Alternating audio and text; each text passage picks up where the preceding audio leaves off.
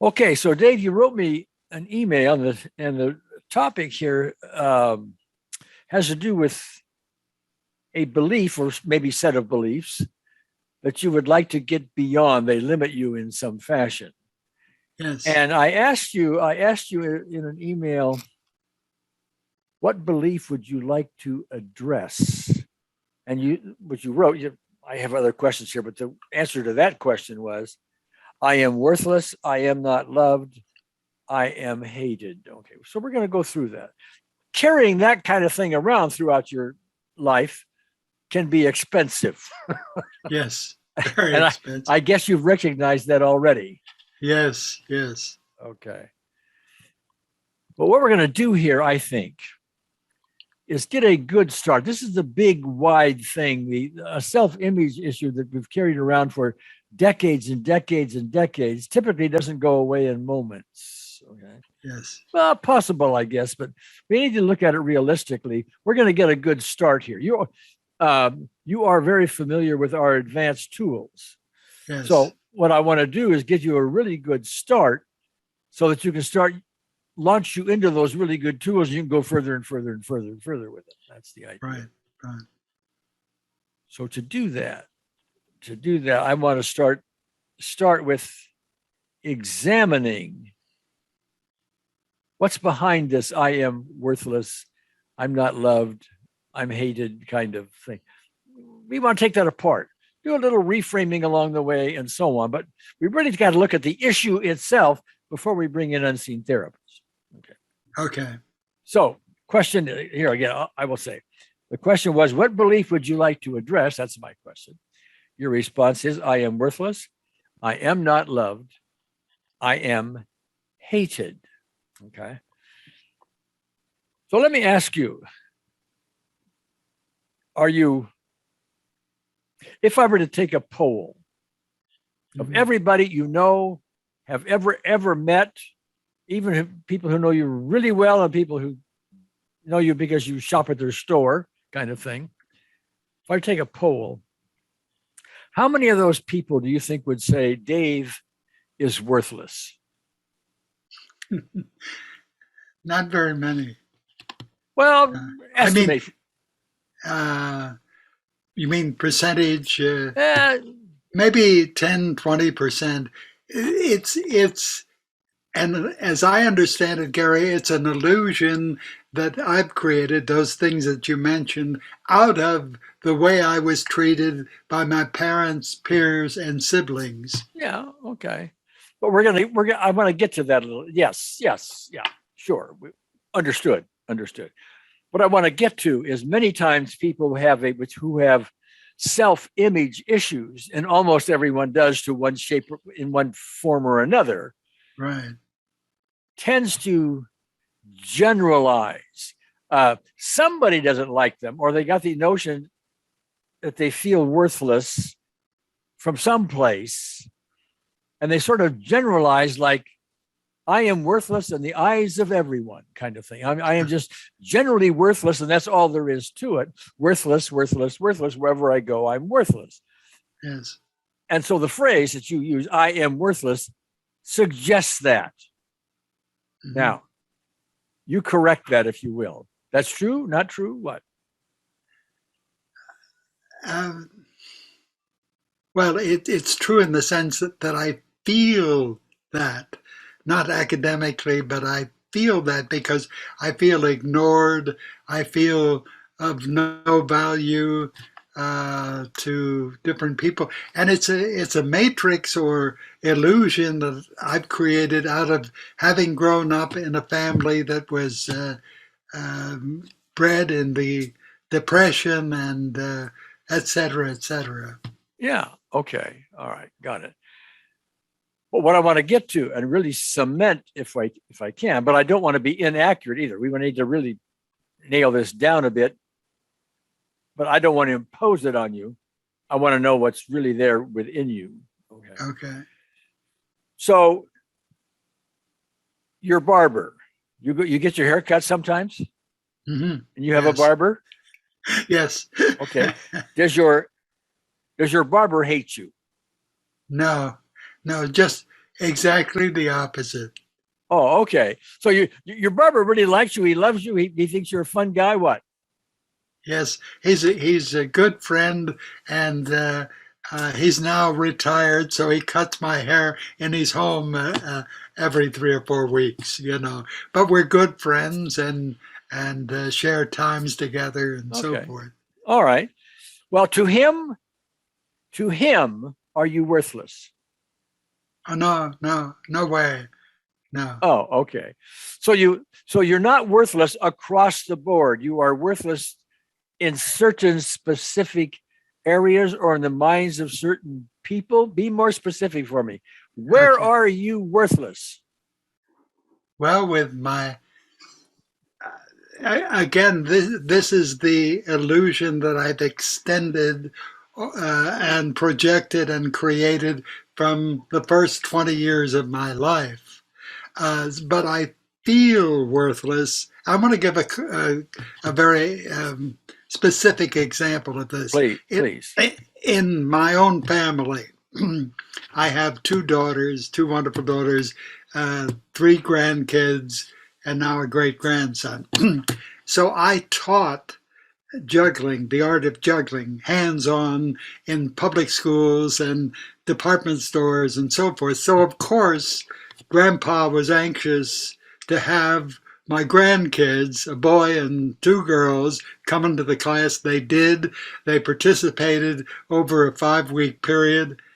And it seemed like everybody in the class, we're talking ages 7 through 70 were in my classes. Everybody had a great time, raved about it, thanked me.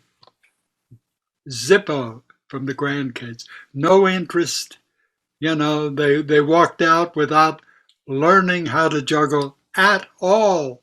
Whereas I average maybe 10 to 20 people per class, and they all learned how to juggle to some extent, not my grandkids. And then, in addition, taking the same example, when I taught a spiritual modality, two of them at least participated, and little interest.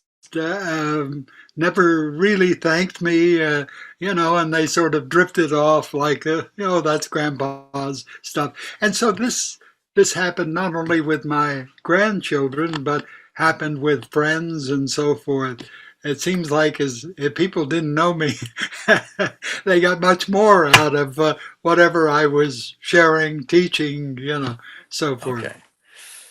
Well, that's an interesting statement. Let me pick up on that a little bit. And again, we're exploring here. We really want to get down to something really tangible before we bring in unseen therapists. Okay. Okay. So a lot of what we explore here may be not useful. Some of it may. We want to pick up what's useful before we bring in unseen therapists. But okay. So I don't know what's behind the grandchildren not warming up, let's say, to the juggling thing. Let's just take that as an example. All right. Now, maybe because of what you said, they know you better and they have seen you at times when you're not so happy, not the happy juggler. Would I be right? You're right. Yes. Okay. Yes. There'll be time when you're grumpy in their view, perhaps, and maybe you ignore them. Maybe you have criticized them in some fashion. Would I be right? Yes. Yes. Okay. All right. Well, to get behind that, if you're carrying around with you, I am worthless and I am bad and other, a whole bunch of stuff that I'm aware of that your family hits you with over and over and over and over again during your formative years. Okay. Until that all gets resolved, you are reflecting that within, and things seeming on the outside, like your grandchildren's behavior, would bring up some kind of criticism, some grumpiness, some everyday stuff. But then when you're in the classroom, the happy Dave comes out, right? And off we go, and everybody else goes, yay, Dave. Yes? Yes, exactly. Okay. Exactly. Okay. So what I'm looking for is their reason to not be so enthusiastic as the rest of the kids might. And that would be because they have undergone some, let's call it grumpiness by Grandpa Dave. Yes. Yes. It's All a right. very good reason. Well, yeah. Yeah. Kid, No, and it kids are is. kids. They're not going to make it all up and say, "Oh, gee, aren't I happy?" or everything. It's sort of, well, that's Yeah. Grandpa. But Yeah. just wait, next Tuesday he's going to get in his grumpy state again. Exactly. Yeah. Yes, exactly. Okay. All right. So, do your grandchildren, are they cautious of you, or do they hate you, or something else? No, it feels like they're, it doesn't feel like they hate me, obviously. It feels like they're patronizing me, as a grandfather. Whereas their grandmother, they're like this, and with their parents, but not me. Yeah, the grandmother being your wife. Yes. Yeah. Yes. Okay. Of 60 years. Okay, so I'm gathering she's the stereotypical grandmother. Here's some cookies, and I love you, and let's all play games together, and never always builds them up and never criticizes them, not grumpy, etc. These are my grandchildren. Oh, gee, I get to spend time with them. That kind of grandma. Yeah. Yes, boy, you hit it on the head. Yes. Well, okay, we're trying to get to what's going on here. All right. Yeah. Okay. So, but behind all of that, getting back to you and not grandma for the moment, you have your reasons for, to use my term, being the grumpy, more critical, more not that easy to get along with guy. Yeah. Mm-hmm. Yes. Okay. And we've talked about that abuse in spades as you were growing up. Yes. Okay. But just so I'm clear, this idea of I am worthless being a generalized type thing in the eyes of everybody is not true. It is a feeling you have within that maybe you think other people think that. But if I pin you down and say the barber and this person and this person and this person and somebody else, you're going to say, no, they don't. No, I'm not worthless in their eyes. But am I right? Yes, you are. Yes, you are, Gary. Okay. So there are, don't let me impose this on you now. What I'm trying to do is understand it well myself. So correct me. Okay. So it isn't a generalized thing. Everybody hates me. I'm not lovable at all. And I am worthless to the world type thing. It's more like in certain specific areas of my life, I don't get the love I want. I feel worthless, whether it's logical or not. But it really comes from specific areas of my life, which I'm tending to generalize over everything. Now, don't let me impose that. Tell me if that fits, or how would you correct it? Yes, I can't think of a way to correct it. I think it's right on. Okay. All right. And I am academically, to use your term, up here, I'm understanding that I am the one that have created these illusions, these projections about myself. The thing is, it seems like I'm automatically transmitting the energy non-verbally, that's attracting this negative reaction to myself. Good. Yeah. Okay. Got it. Let me ask you a theoretical question. Let's suppose that with unseen therapists in our work here, et cetera, we're able to just wave our hand and say, all of Dave's grumpiness, say it differently, all of Dave's cause for his grumpiness, that is his abuse from earlier ages, which has not been totally resolved and so on, all that cause has now been gone. he does not need to project out. He does not have the unrest inside that just shows up in his world that grandchildren pick up, for example, and others who Dave thinks don't like him or something. Okay. If that were to all go away and tomorrow you no longer had this unrest, grumpiness cause within you, and you started relating to your grandchildren, for example, differently because of that, what do you think your grandchildren would turn around on that and start seeing you differently and respond to you differently? I know we'd be guessing, but what would happen? Yes. Yeah, I think they'd see me differently. What came up when you said that scenario, so to speak, was that I would feel hypersensitive to them liking me more. It sounds like a contradiction, but that's the feeling that came up. It was, if my grandkids, as a specific example, as you said, Gary, turned around and liked me more and more, I would sort of emotionally back off because now they're getting too close. Yeah. Okay. Well, good feedback. Really good comment. And what I hear in there, again, always correct me, is that you are so used to having this grumpiness cause, that is all this unresolved input from your parents, abuse from your parents, and so on. But to be without it is like you've lost an old friend or something. If you were really without it. Okay. Yes.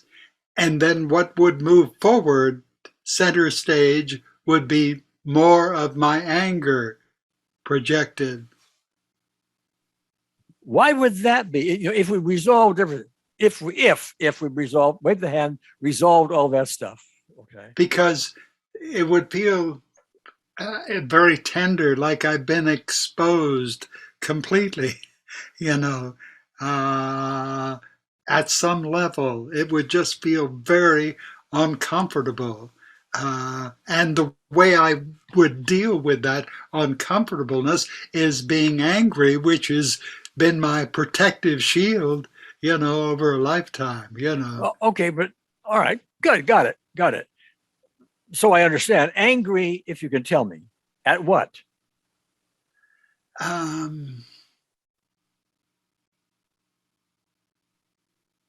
think at whatever would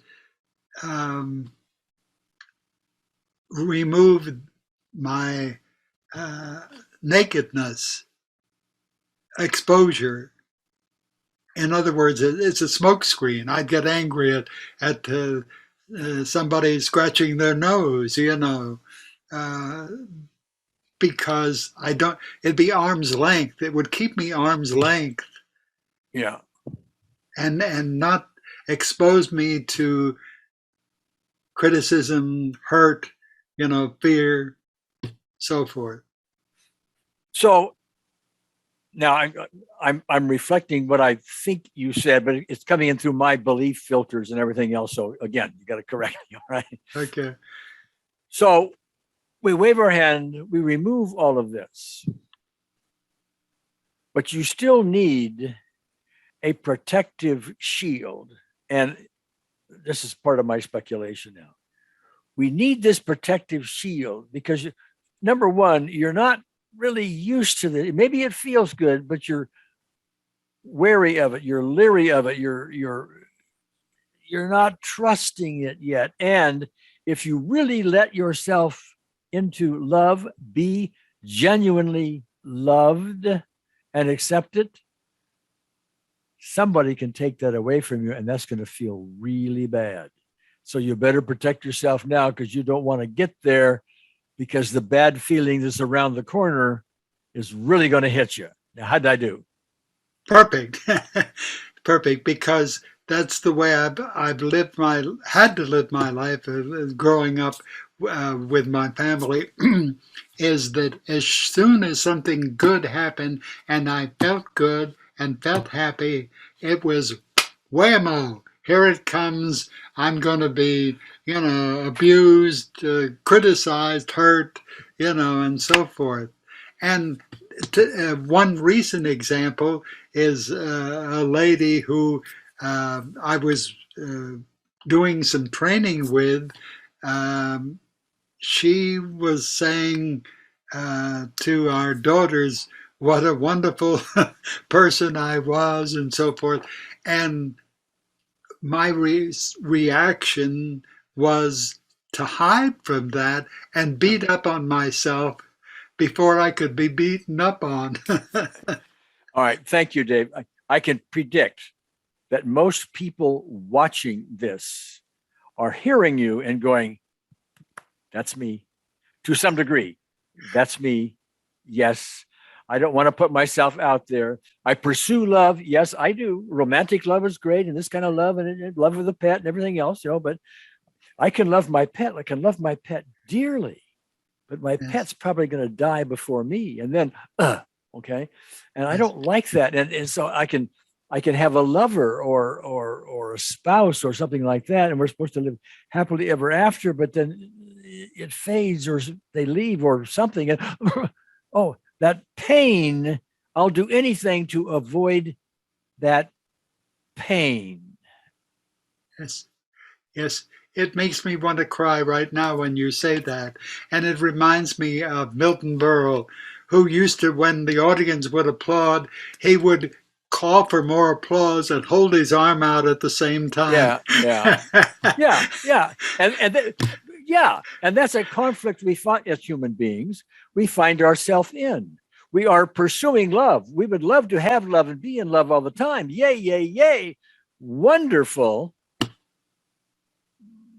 But let's be a little practical here, and especially Dave as a young child, you as a young child, looking for love as all young children do, and your parents abuse you in every way you can be abused, and frequently. You are not getting that love. You are getting the pain end of it. You're looking for love, but getting the pain, and looking for love and getting the pain. How am I doing? You're right on, Gary. You're reading my mind. Okay. All right. Looking for love and getting the pain, looking for love and getting the pain. Let me ask you, this is kind of a theoretical question. First of all, I think it's possible, and you and I have done some work on this in your past before, that you can get, with diligence, completely beyond all this pain of your parents. We're going to do some more work on that today with Unseen Therapists. Okay. My question to you, and I understand it's theoretical, so just do your best with it, okay, is do you think it's possible for you to get to a point where somebody could absolutely love you and you could accept it without having to not trust it, without having to worry about it being taken away sometime? Yes, I totally believe it's possible. And not only that, Gary, I totally believe it is necessary. I have come to this point that the time is now. And just last week, I got a brief email from a lady who said, your laughter is so enjoyable. It makes me feel happy. It was on some kind of Zoom thing. Anyway, I loved it, but I wanted to run and hide. Yeah, got it. Okay, but the feeling of it was really good, but yet there maybe there's pain behind that someplace, and we want to avoid that. Yeah, I'm gonna say it again. Yes, that's it. All right, it's a conflict, and you're not alone. I wish the audience would be listening to this. I wish I could pull them right now and have them applaud, because I think we would get a standing O. Okay. Yes. Yes. All right. Now, forgot where I was going to go with all that. Oh, I know what it was. Now, this is something I think you and I have talked about before, but I want to emphasize it again. It's one thing to have somebody say, "You're so enjoyable," like this lady did, and you felt really good about that. She was complimented you and everything else. Okay. That is you experiencing love from the outside. Compliments in this case, those are all forms of love in the human experience. Okay. Experiencing love from the outside, from somebody else. Okay. Experiencing love with the juggling class. Hooray, Dave, aren't you fun? You're experiencing love. It's coming from the outside. Okay. Yes. Once it comes from the outside, your system, human systems go, "Oh, good. Our little ego does a dance. Aren't I wonderful? Aren't I wonderful? Yes, yes, yes, yes, yes." Okay. And on the other hand, you're saying, "But it can't last. It can't last. We can only take so much of this." And right? Okay. Yes. Better. And this is where the real transformation takes place, is we learn to develop the love within ourselves. We generate love. And then we have control of it, by the way, when we generate it. Okay. If we generate it here, generate, then whatever somebody does on the outside to give us love or take it away or whatever, that's in their control, not in yours. Am I right? Yes. I mean, I love you, Dave. Yay, yay, juggle. But I don't like how you smell or something. I made that up, okay? or somebody else comes along and rejects you, or you get a letter saying from somebody that says, "Well, everybody else liked you, but I thought it was a stupid performance," okay? And that hurts, right? Yes. Okay. All right. Can I mention about love? I've recently have been really working on, because I think it's such a fine idea that you express so well, and that is radiating love. Yeah. And I have been intensely working on. And here's what happened. I walk into the car wash where I haven't been in a month, and the manager said, "Oh, is it good to see you? Boy, we really miss you." He wasn't just giving me a sales blurb. He was responding, I am sure, to the intense radiating love. And I walked into a store that was very busy holiday time, and the employees were busy stocking shelves. They had no time for anything, rushing around. And I asked a woman one question. She dropped everything she was doing. She took me 6 aisles down in the store. She explained the product. Gary, I've never had that happen before, All right. Because you've been working on radiating love, that is generating love from within. Exactly. All right. But let's explore that. Now, you've had great. Thank you for the experience. Yeah, wonderful. I hope we can go someplace with that. Now, yes. Am I right? But please correct me. I don't want to impose anything. Right. But am I right in assuming that your radiating love, that is generating love internally, is something within your control and nobody else's? Correct. Okay. Correct. Let me ask you another thing.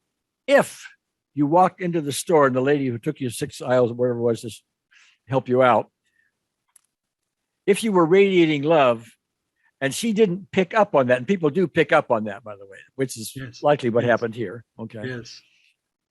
If she said, "I'm not sure where that is, and I'm a little busy now. Just go find it yourself." Okay. All right. Yes, that's happened.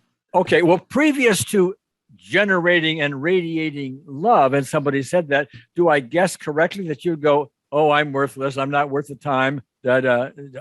Yes. I'm not love. I'm hated." I get pissed off. All right. Well, angry, whatever you want to do. Okay. Yeah. Because she's not loving you and you've wanted love all your life. No parents give it to you. You get it bits and pieces from some places, but it's Yes. not a permanent thing. And the reason it's not permanent is because you're not generating it. You're looking for it outside of yourself. Yes. Yes. And that brings up a very important point. As you know, in the Course in Miracles, it says, seek not outside yourself. Yeah. Okay. All right. And that's what I've been doing. Well, yeah, but everybody does it. Yeah. And by the way, including me, and I know better. Okay. Okay. I'm better at it than I used to be. Better at pushing it aside and radiating love than I used to be. Yeah. Okay? But the more you practice it, the more it becomes part of you. And see, nobody can take that from you. Now, maybe on this particular day, when you wanted something and the lady took you 6 aisles or whatever it was, wherever, helped you out enthusiastically. A day may come if you continue radiating love. And we're going to do more work on that with unseen therapists, okay, before we're done here. Right. But a good clue that you're really getting there would be you walk into the store, you say, I don't know where something is, and the person rejects you in response to you in some way you would previously considered rejection of some kind, okay, and get angry and pissed off. You would just simply go, oh, okay. And that would be all there would be to it. You go find your thing wherever it is. People do that. Okay. You don't have to have people enthusiastically, fall to their knees at your feet necessarily. Yes. Okay. Yes.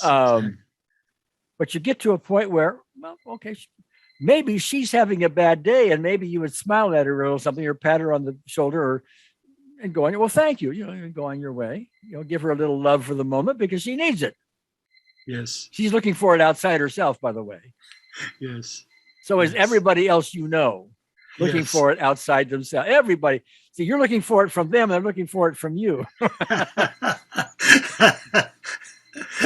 That is a recipe, Dave, for conflict. Yes. Big time. Yeah. And you've been dealing with that in your way. Yes. As have our listeners. Am I right, listeners? You can say amen.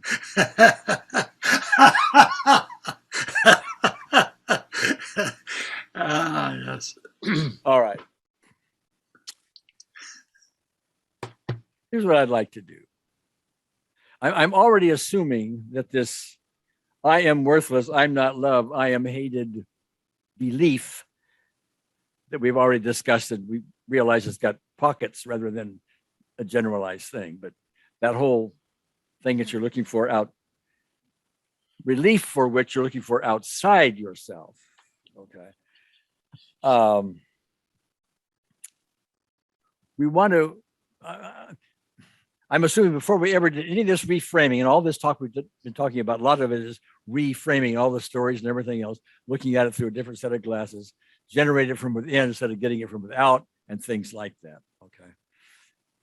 And I'll add another reframe, which we didn't put in here, but you and I have talked about, is your parents.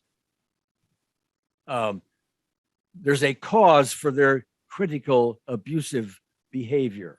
And that is they didn't get love themselves in one way, shape, or form as they were growing up. They were abused in some fashion and they need to project it out just like you're doing now. They don't have love from inside. They're trying to look for outside. You're in their way in a way because you're not doing things just the way you're supposed to, whatever that is. Okay, that's me rolling on for a little while. But so we're doing these reframes, and so I'm going to assume, unless you tell me otherwise, that before we did any of this, your 0 to 10 intensity on the I am worthless, I am not loved, I am hated phrase concept would be a 10. Yes. Yes. All right. I'm not even going to ask you what it is now. We're going to do our little thing, and then What I want is to be for measure. That's what I want. Okay. So unseen therapist has been listening in all the time anyway here. Okay. Always listening, always giving us guidance. Problem is we're not listening very often. We're listening to our ego. The ego says, make that person out there love you or there's something wrong with you. Yes. Quote unquote. Yeah. Okay. Well, that's what's going on. Okay. Yeah. So the fact that we can laugh about it, that's a clue that we're heading in the right direction. Yes. So, all right. Well, let's bring an unseen therapist. Okay. I will narrate this as we've done before, but let me invite you at any time as all this unfolds. If you have a thought come up, or something that we're saying just isn't landing right, or something like that, speak up, say something. Okay. Because that's your input into all this. I'd really like to see this done 3 ways of 3 people. You, me, and unseen therapist, instead of just being me and unseen therapist in your behalf. Okay. Now, you're not required to interrupt anything, but if something shows up, feel free to. That's the way to. Okay. That's the way to say it. That's Okay. me talking a lot. Any questions before we start? No. All right. As usual, Dave, I I only know where we're going to start. I never know where we're going to end up. Okay. I just sort of sit back and learn to listen, which anybody who wants to do our advanced course can learn. We'll just see where it goes. So if you would, close the eyes. Take the nice, deep, relaxing breath. We're going to be here a little while. And just as a way of inviting unseen therapists, let's just align ourselves with her pure love, with a simple little loving moment. Just recall a loving moment in your own life. And whenever you're there, just nod your head.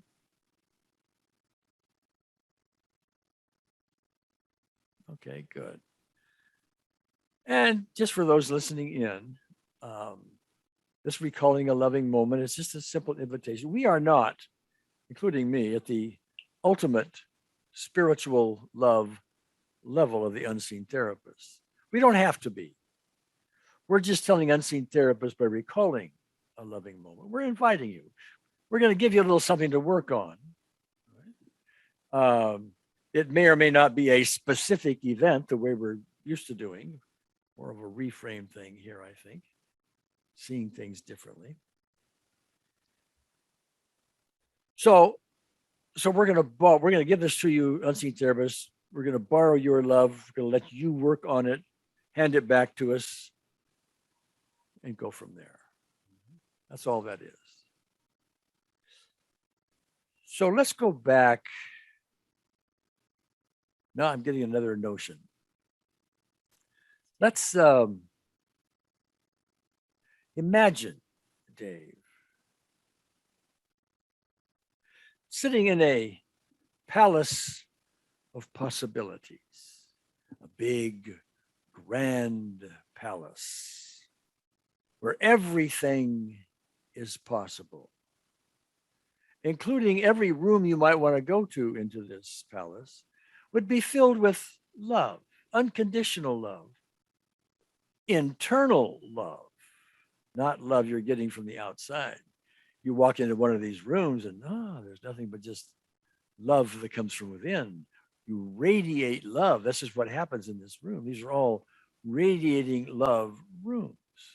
However, in this palace of possibilities exists the room that you are in. You're not in all those rooms. You have your own room. And you have carved this little room out in the basement someplace. And in this room, there is a door which leads out. You can go up some steps into the palace of possibilities and experience all the love that is out there. Every possibility, everything is out there. but you're in your own room, and the door out of that room is unseen therapist has unlocked it. It is open. You're sitting there in the room, but you could, anytime you want, just get out and walk up the stairs and do all of this. But there's something holding you back. Gee, if I leave this room, which is my protective place, it's the place where I can experience love once in a while, but it's the place that I don't trust the love out there. I just don't trust it. So I can stay here in my protective little room. And in this room, there's a lot of writings on the walls, and these are your beliefs. Beliefs like, I am worthless. It's written there on the walls. And all the time you spend in this room, you can see this writing on your wall. I am worthless. And so, you've been there for years, so you just buy it. Okay. But then the door is open and you hear echoes from, the rest of the palace of possibilities. And maybe that's not really good writing, but you're not sure yet. You need to keep that around. You need to have some anger about these things. You need to have some way to protect yourself from all this love because you don't trust the love. Why would you? Why would you trust the love given the experiences you've had, especially as a child, up through your first, up through teenage and even age 20 or so? Why would you trust that? So there it is. I am worthless. Now, let me ask you, Dave, look around on these walls and tell me what else is written on those walls that keeps you. What else is written on those walls that has been written there so long, it just seems to be part of you? I'm laughing when you ask that question because the first thing when you ask that I saw written on the wall was 3 words: I love you. You meaning you or you meaning Gary? No, it was written in my room on the walls for me. I love you. And the you being Dave? Yes. Okay, good. Well, good. I'm presuming that means some of our reframing we did before even this being an unseen therapist is somehow landing. Mm. Does that seem right? Yes. Yes.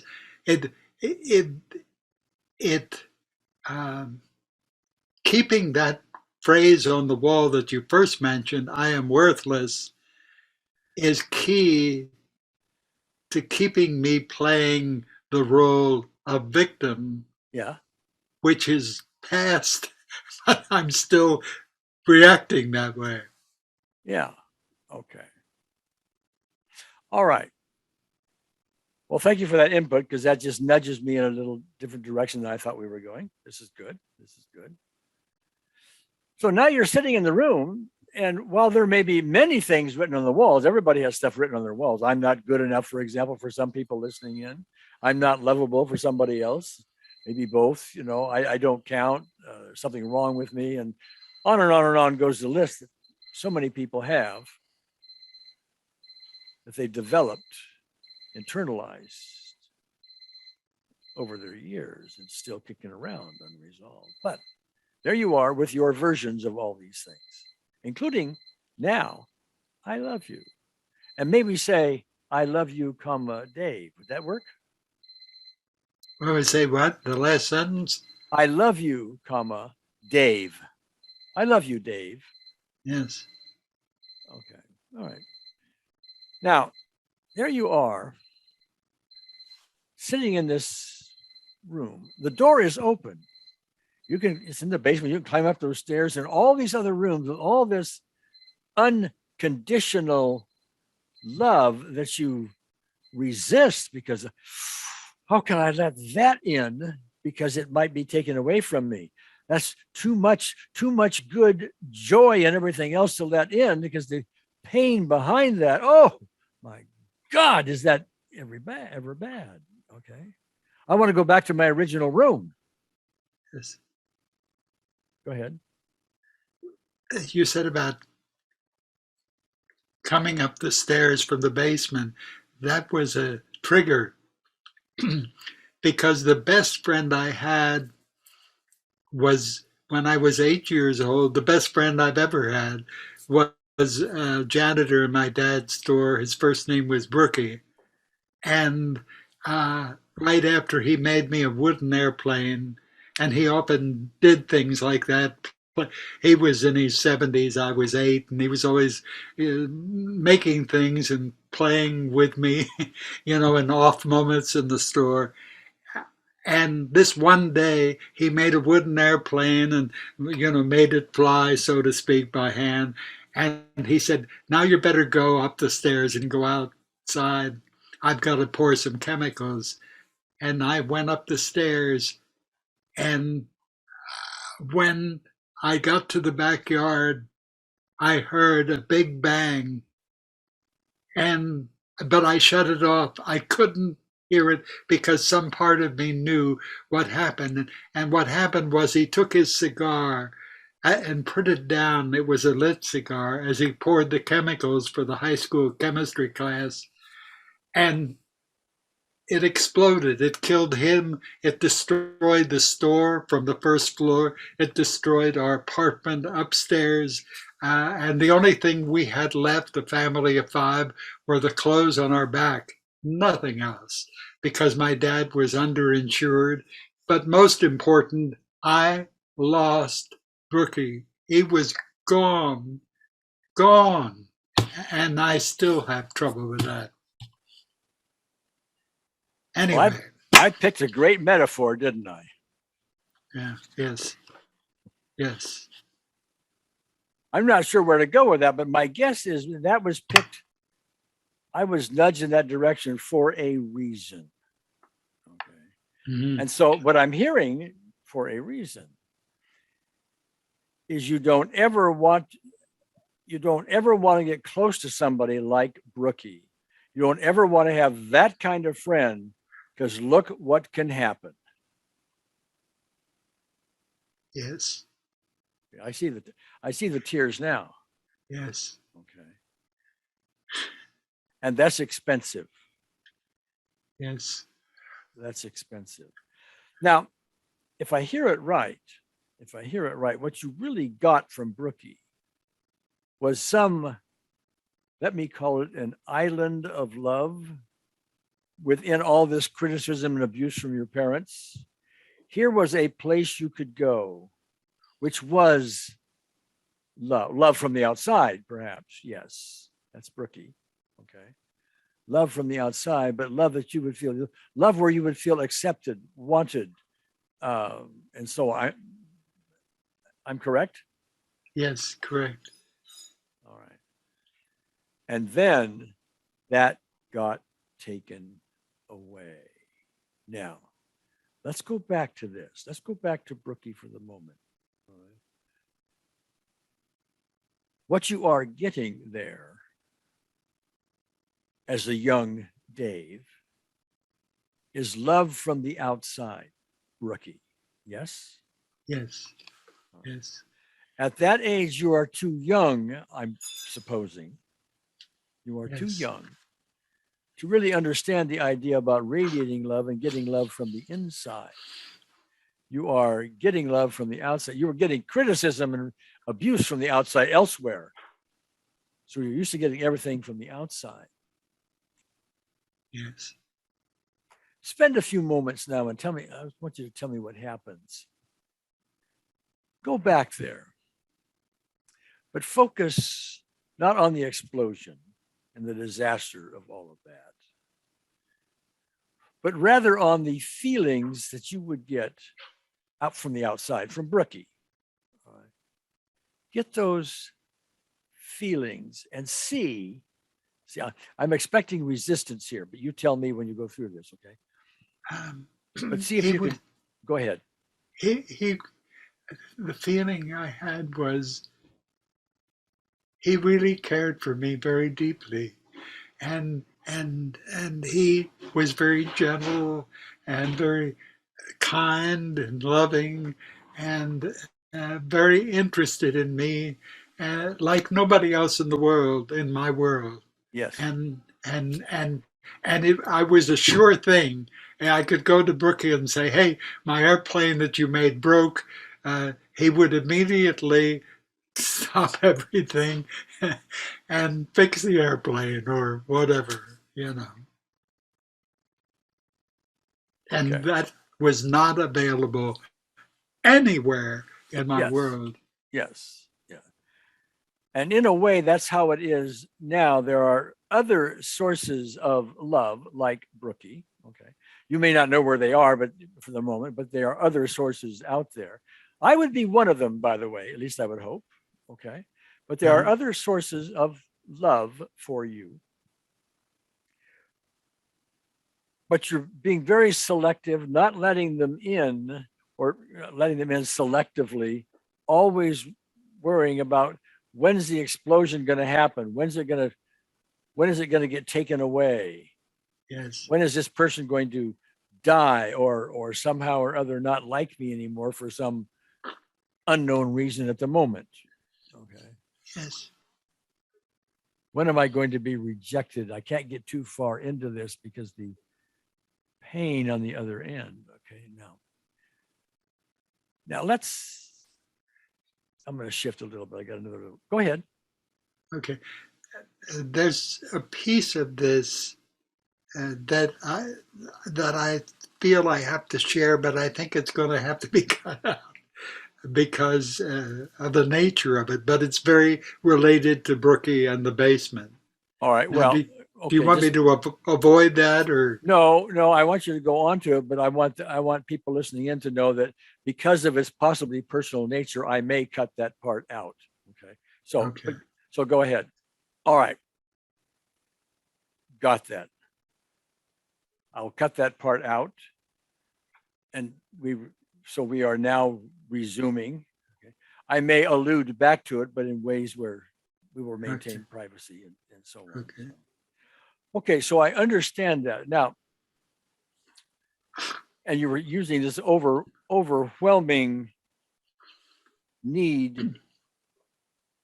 and you emphasize with big term, overwhelming need for Brookie and his love and so on, and so gone. Okay, that plugs into what we were talking about. All right. Yes. So And go ahead. and at the same time, while I was looking for that love from Brookie, my parents specifically, categorically, were prohibiting that same response situation type of love. Okay. So it enlarged emotionally, mentally the concept, the connection. Yeah. It just, Okay. you know. Got it. Now, what comes to me is there's a piece in here that I'm hoping we can really, really, really get into and capitalize on. And that is not so much your response to Brookie, that is the love that he gave you and the attention that he gave you and the help that he gave you and all of that. Yeah. Let's shift for the moment. And I don't know Brookie. Okay, I never met him, obviously. Okay. But I'm hearing someone who has probably developed the ability to generate or radiate love from within. He probably does this not just with young Dave. He probably has lots of people that he's always helping, going to drop what he's doing and help them and so on. He's generating love within himself. How accurate would that be as far as you can tell?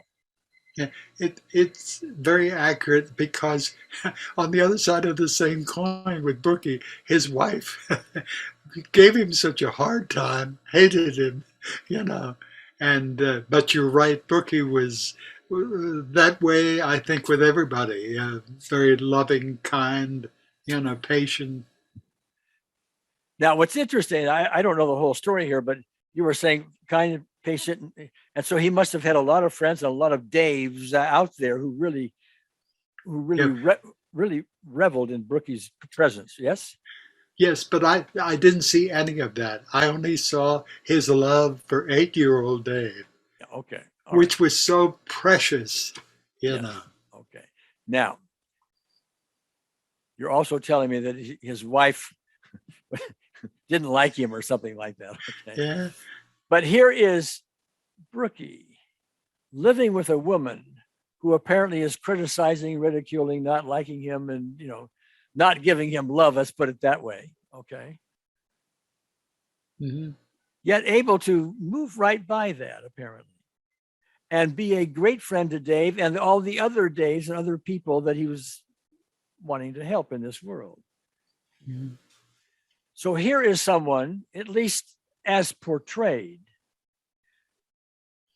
that has developed the ability to radiate love from within. When you radiate love within and you're married to somebody who's constantly criticizing you, you can move, you can absorb it and move on. You hear the criticisms and you can become say, well, she needs help. I'll do what I can. Okay. But it doesn't make him grumpy so that he doesn't treat you well. It doesn't make him grumpy so that somebody else, he says, I don't want to deal with your stuff. He didn't. Am I Yeah. right? Right. Right. He Yeah. radiated love within. Now, I don't know. You tell me if that's on point.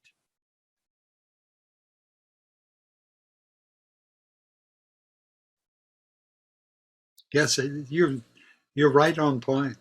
Yeah, Okay. and now as I look back at Brookie from this age to when I was 8, it makes him even more remarkable.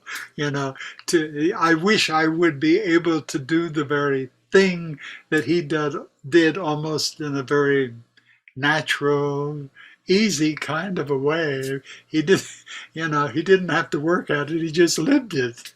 Yeah. You know, Okay. the, That's where we want you to be. Would I be and right? what Yes, and Gary, the thought came to mind, if I could be at that place that we just talked about with Brookie, that would make my whole lifetime worthwhile. My everything. Well, gee, why don't we try it, Dave? Yes. Well, I don't think I'd like to retry it. Going in the army and all that kind of stuff happened. But I sure would like to get to that point. And I often think that we're given these stumbling blocks to turn them into stepping stones to get us to the place where we can work out things like this for Yeah. our own purpose, our own good, our own life, and Well, people in our life. yeah. But when I say let's give it a try, I don't mean for you to go back to the army and all that stuff. I mean for you to shift your perception from I need to get love from outside myself to Yes, being Brookie, who apparently didn't need to get love out there. He was giving it, and when you give it, that's how you get it yourself. yes. You cannot get something you don't give. And that was the big lesson from your radiating love is I want to have love. And the best way to get it is to give it. Because everything we give, we get back, sometimes in spades, Yeah. Doesn't Well, matter if it's positive, negative. So that's been one of my big motivations, well, let's pick up on that because I'm gonna remind you. You were telling me earlier about your radiating love, and you go into the store and the lady takes you 6 aisles back or whatever. You're radiating love. People are picking up on that. And that doesn't mean everybody's going to do that. Okay. Mhm. But Exactly. generally speaking, people pick up what you radiate, and You lift their day by your mere presence. Okay. Yes. Now, here's what we want to do. You're in this, let's go back to the palace of possibilities. You're in your room. There is this staircase that leads up to all these glorious rooms where you have love generated from within. But they're scary rooms because if you get there, what if somebody, pulls the curtain or pulls the rug out from under you or something or other. So we're going to do it in a special way. We're going to take this room in the basement and we're just our mind going to lift it up into the lobby area, the first floor, okay, of the Palace of Possibility. No more staircase. But you do have a doorway that goes from the room you've been in to the more expansive, radiate love from within palace of possibilities and everything else there. Okay. But there's a door and you have a choice. You have a choice. You can stay in your room if you want to, because it's safe in there. You can be angry and all these other things, and have all the other problems you got, okay, and feel worthless. I mean, all that's still your choice, okay. Or you can walk out the door. But see, the nice thing about this particular arrangement is that if you walk out the door into this more expansive, brookie type love, and you don't like it, you can go back into the door. It's not an irreversible thing. You can go right back into your room if you want to. Okay. So you can go out there and stay a little while, stay 3 seconds, 5 minutes, 40 years, whatever you want, but you can always go back in if you want to. Okay. That is your perceived, I'm going to underline that word, perceived safety. It's not really safe, but your perceived safety. All right. So, unseen therapist is now in the room with you, your own room. The one that has I am worthless on the wall and has I love you, Dave, on the wall. And outside that door, which is open, it's wide open, all you have to do is walk out of it, is Brookie. In fact, Brookie is standing outside the door. And he's got his arms open. Come see me if you want to. Come be me if you want to. If you want to. If you don't want to, it's okay. I'm here whenever you want. So there you are in the room with unseen therapist. You're looking out the door and there's Brookie. And all he represents, the palace of possibilities. Unseen therapist says, okay, at this point, Dave, you've probably seen me as some entity out there someplace that you invite in. But in reality, I'm within you. I'm always there. I'm covered over by a bunch of guilt and anger and grief and fear and stuff like everybody else. Okay. I'm in there. Allow me in your imagination to blend now within you, instead of sitting beside you or somewhere else in the room. Allow me just to blend in. So now I'm part of you. All of my love is part of you. You are looking out of your eyes, which are also my eye, the unseen therapist, eyes. Spend a moment doing that, Dave, and tell me if you are able to do it. If you get resistance, tell me where you are on that piece. Go ahead. Spend a moment allowing the unseen therapist to blend within you, and tell me if you're getting any resistance to that or able to do it easily, whatever. Just tell me. Well, right away, I have the resistance of the unseen therapist getting too close to me, because I know she is full love, and even though I want it, it's scary. I'm going to be hurt in some way. And that doesn't academically make any sense. Yeah. Okay. Well, But yeah, but we're interested in how it feels. Okay. So, I mean, that's really good feedback. That's really good feedback. So, can you put her in there anyway, even though she's uncomfortable for the moment? sure. All right. Now, you haven't left the room. You're still there. You're looking out the door. And there is Brookie. Brookie would like to have you accept her without the resistance. He would like to accept the unseen therapist without resistance. Because he knows once you do that, then you'll be a lot more like Brookie, because Brookie's already done that. So he's outside, and he's standing just outside the door, and you're in the room side of the door. You're probably 3 feet apart. Okay. The doorway being between you. Open doorway being between you. Tell me whatever comes to your mind, Dave. What advice is Brookie giving you?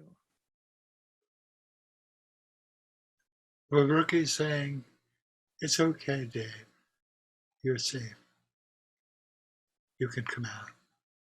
I'm here for you. And at the same time, still the 3 feet inside the door, I feel so afraid. That doesn't make any sense. I feel so afraid of the unseen therapist. All right. Because she's so loving, and I'm scared to death. All right. My anger comes up, and part of me wants to say, get out of here, All right. and All right. and that's not really bottom line. It's not really the truth, but Well, it's in your way, that's for sure. Okay. yes, So do this for me, if you would, Dave. sure. Give me some kind of a metaphor for that anger resistant feeling.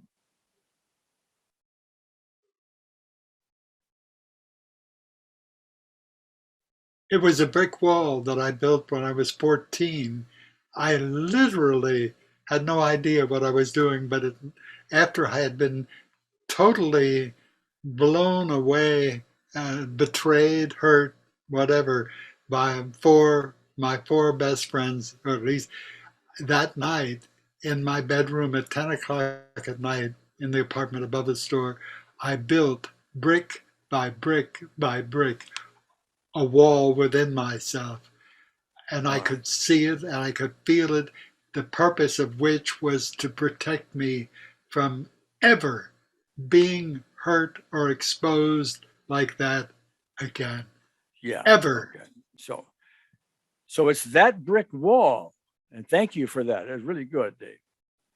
It's that brick wall that we need to remove, shift, dilute, change, float off into the cosmos or whatever. Yes. Okay.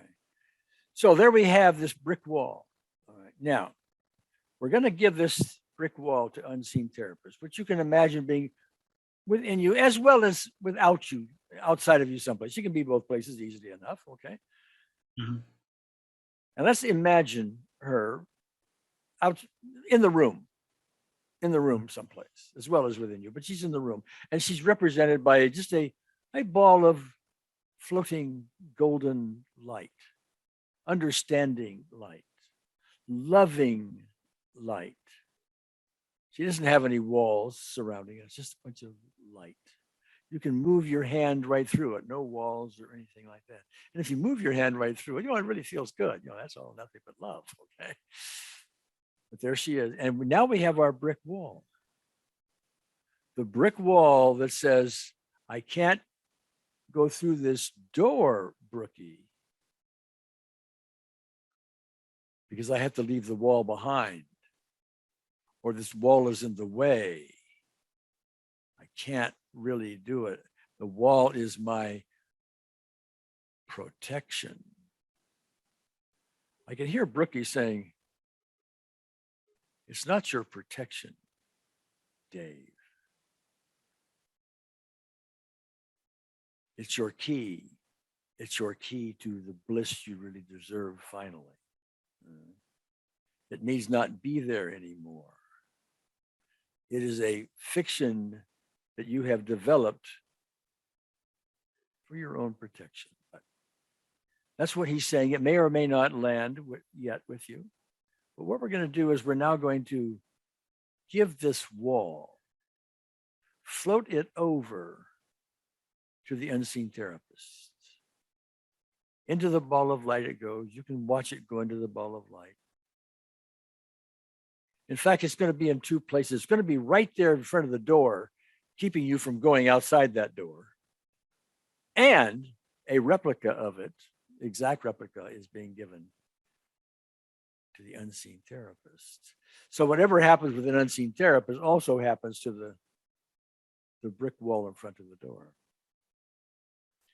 So you watch the brick wall, its copy, floated off into unseen therapist ball of light. And you watch it and it disappears, or it floats into this understanding. See, unseen therapist doesn't criticize any of this. She understands why that would be there. Yes.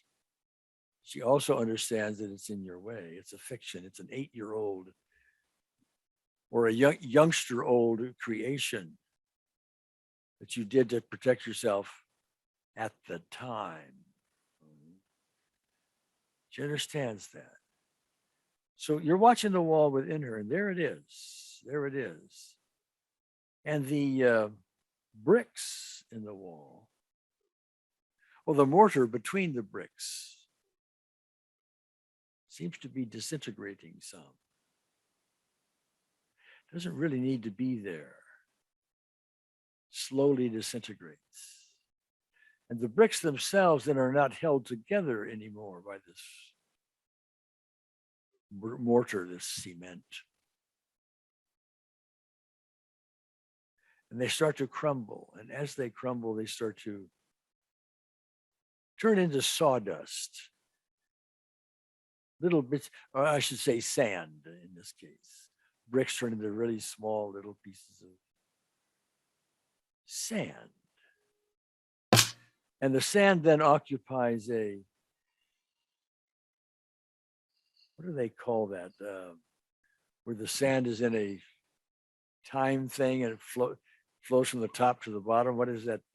What is that called? Do you remember? I can see it. Okay. A timer. Well, it's like a timer. Yeah, it's like a timer. And you're watching it. And as the sand goes from the top part through the narrow part down to the bottom, your resistance to walking out the door starts to shift with it. And you watch it. And then you look at the wall in front of you. And you watch it.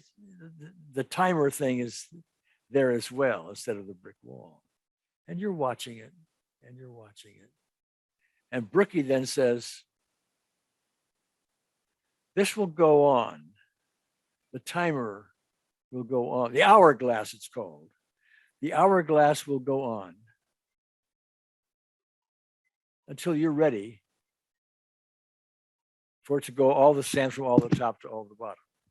And when that's ready, then it's time to walk out the door.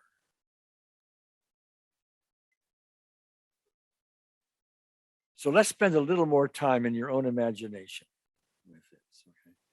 We're going to repeat some of this. There's the brick wall. It goes into the unseen therapist's lovely, understanding ball of light, where it is shifted into the hourglass, the timer, sand. And we go back again. The wall and all that it represents shifting to unseen therapists, inner understanding and love and all this. Hourglass. And then do it again. Just in your mind, do it a time or two or three, or however far you want to go, until such time as you've gone as far as you think you can go, and then just open your eyes and we'll talk. What I'm feeling, Gary, is a slight pain in my heart in seeing that mortar dissolve into sand and fill the timer and so forth. In other words, the whole wall going is painful, heart level. All right. Good. Thank you. Let's do this. Let's add this in here. Let's take your heart pain, the pain in your heart. What level, on a scale of 0 to 10, what level would you give that right now? 7. 7. Okay. So let's give the pain in your heart. Go ahead. You want to do something with the phone? Put the phone in the drawer here. Okay. All right. So take the pain in your heart and just hand it to unseen, the golden ball, the light ball, and just let her spend time with it. Imagine the pain going, throbbing, da, da, da, da, da, da, da, like that. Okay? And then with her love and understanding, ta, ta, ta, ta, ta, ta, ta, ta, ta, ta. Do that a time or two or three, or however often you want. And tell me what's happening with the pain. Is it getting worse, better, what? It seems to be getting better. Keep going.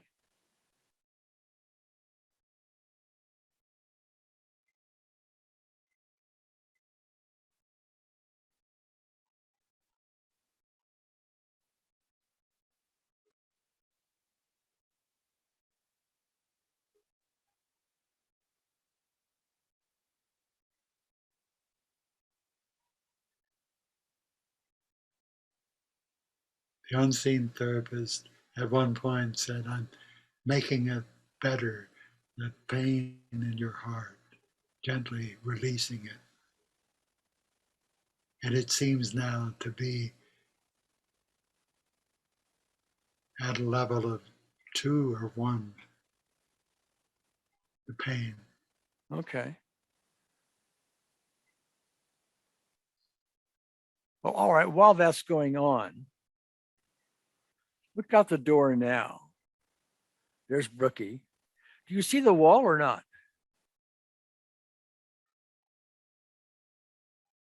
There's something of the wall there.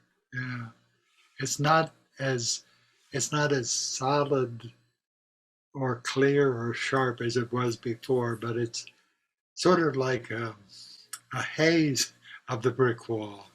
All right. Just all right. slight. Well, let's do this. Let's do this. In your imagination, with your hand, just put your hand on that haze of a wall and move it aside so you can walk through the door to Brookie in the palace of possibilities and actually walk through it, not all the way through it and you're 100 feet past and into all of that. You're just sort of putting your toe in the water, so to speak. Okay. Walk one step into it. One step, just one step, knowing you can go back into your room, put the wall back up, but just walk one step into it. And there's Brookie. Says thank you. But how does that feel? Are you resisting? Are you going? What I'm feeling when I take that one step, it's an awareness that I'm moving into a bright light, into the lightness, the it's like coming to life. It's like coming out a chicken coming out of an eggshell, you know. uh, almost like being born into the life I want. All right. Is it scary? A little bit, yes. Get on a scale of 0 to 10. How scary is it?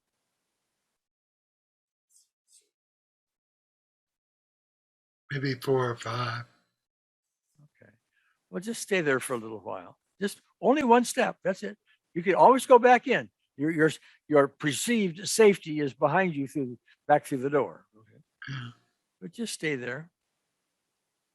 Let unseen therapists join you. Let Brookie, an unseen therapist, then I'm thinking, sing a song to you. Okay. What would that song be like? It would be happy birthday to you. Does that feel good? Yes, yes, All yes. right. Because it carries with it safety. All right. Now, from where you are, one step outside your room into the glorious palace of possibilities. Let your eyes go all over that as far as your eyes can see throughout this massive palace of joy, love, and so on. Look out there and try to find, if you can, anything that would be scary.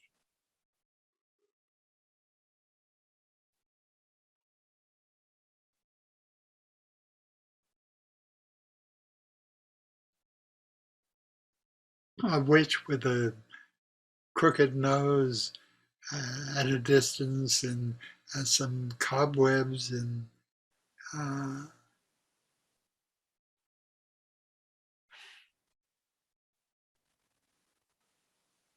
seeming to be something of a distance. I don't know how much distance, but All right. Well, it's in the shadows of the room.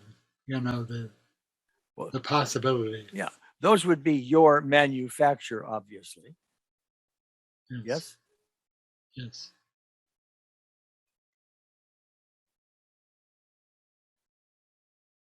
Like you made them up, but they represent possible scary features. Yes. All right. All right. Okay. Open your eyes, Dave. Let me talk to you for a little while, okay? Okay. The way I see this exercise that we just did would be like ones we did before where you want to go back and go over it again. But this one was longer than the others. There was a lot of reframing in it. We had the wall come up. We had Brookie come up. We had a lot of things that showed up here. And I'm listening to unseen therapists all the time, and I'm reframing. Now, to begin with, I don't expect one session to just vanish all of this. We've had too many years of conditioning along these lines. All right. What we're hoping for is a good start. It feels like we got a good start, but that I don't want to impose that. Does that seem right? Or That's right. You're right. You're right. It is a good start. okay. Now I think if you replay this, because we're recording it for you, if you replay this several times, I think each time you do that, my hope would be that it's going to start, these things are going to start chunking into place more and more and more. Your comfort with going outside that door will get more comfortable, more comfortable. The crooked-nosed witch and the others cobwebby things out there will start to fade. And the idea of radiating love, which you've already had experience with, is something you'll do more and more voluntarily, I would think. Starting to generate love from inside. and shifting all of this. That's what I thought anyway. Mm. Tell Yeah. me. That sounds right. Yeah, because the radiating love will be a bridge to move and let go of the negative, fearful, angry thoughts that I've been conditioning myself with over a lifetime. Yeah, they're protective stuff. I'm going to get angry at this. That way I don't have to let it in. Okay. Yeah. It's expensive. Yes. Yes. Okay. Well, anything else you want to go over while we're here? I can't think of anything else. No, I think Okay. I think you pinpointed it very well. Thank you. Okay. Well, let me know what happens. Let me know what happens. Okay. I will. I will.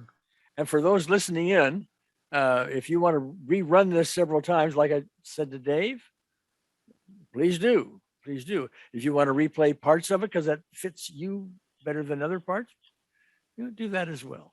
Do that as well. So until next time, listening audience, and to you, Dave, thank you, thank you, thank you, thank you. Thank you.